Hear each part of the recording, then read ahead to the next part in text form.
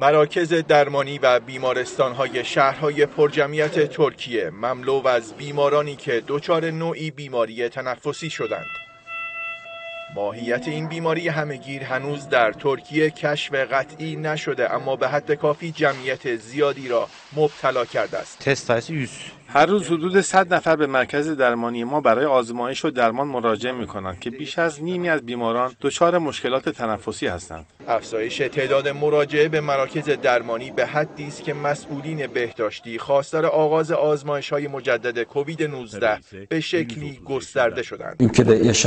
دکتر صفت ارجان عضو هیئت مدیره اتحادیه پزشکان استانبول میگوید برای کنترل این بیماری باید به بازگشت تدابیر کرونایی اندیشید. دراماتیک bir artış olduğunu görüyoruz. هنوز نمیدانیم علت اصلی افزایش مراجعات ویروس کرونا است یا عفونت‌های دیگر.